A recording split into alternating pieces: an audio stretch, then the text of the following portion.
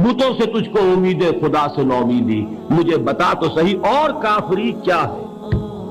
شرک تو یہ ہے جس پر بھی تمہیں یہ خیال ہے کلمہ ہے، یہ کلمہ سوم لا حول ولا قوت الا باللہ، ذرا اس پر دل کو کبھی اگر آپ تصور کریں پھر فرض کریں، دل ٹھک جائے اس پر، کوئی طاقت نہیں۔ یہی بات تھی جو شیخ عبد القادر جیلانی رحمت اللہ علیہ نے اپنی وصیت میں اپنے بچے سے کہی۔ 11ویں دینے والے ہیں لیکن حضرت شیخ عبد القادر جیلانی کی وصیت اور تعلیمات کو کتنے لوگ ہیں جانتے ہو؟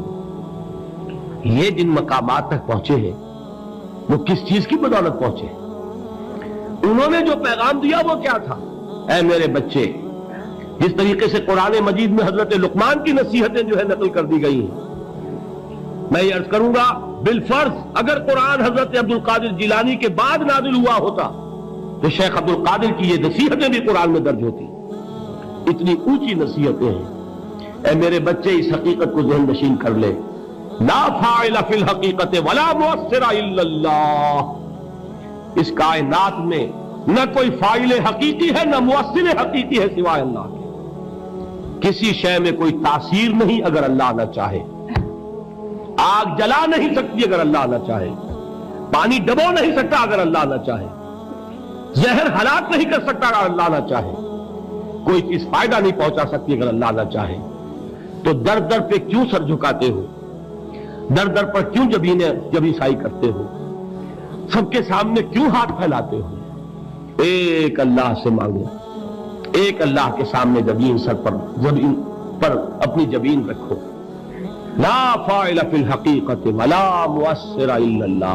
نظر آتا ہے ہمیں کہ پانی پیاس بجھا دیتا ہے، پیاس بجھانے کی صلاحیت پانی میں نہیں ہے، اللہ کے اذن سے۔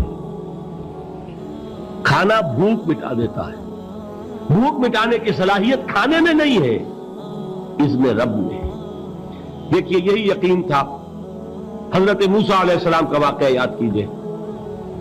سامنے سمندر آ گیا ہے، قوم دیکھتی ہے پیچھے کہ گرد و غبار کا طوفان ہے، معلوم ہوا کہ فرعون اپنے لشکر سمیت آ گیا۔ لشکر جب چلتا تھا تیز رفتاری کے ساتھ تو گرد و غبار کا جو طوفان اٹھتا تھا اس کا تصور کیجیے، اور لمحہ بلمحہ وہ قریب آ رہا ہے۔ پوری قوم نے کیا کہا؟ اے موسیٰ انا لمدرکون، اے موسیٰ ہم کو پکڑے گئے۔ قرآن مجید میں تو یہاں وہ باتیں نہیں لکھی ہیں، لیکن تورات میں یہ درج ہے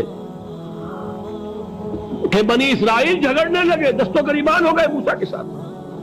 موسیٰ ہمیں یہاں مروایا لا کر، اس سے تو ہم ہی بہتر تھے، وہاں کھانے کو ملتا تھا، زندگی تو تھی، بیگار ہم کر رہے تھے، موت تو نہیں تھی۔ اب جو کچھ ہوگا اس کا تصور کرو، جس طریقے سے ہمارے ٹکڑے اڑائے جائیں گے۔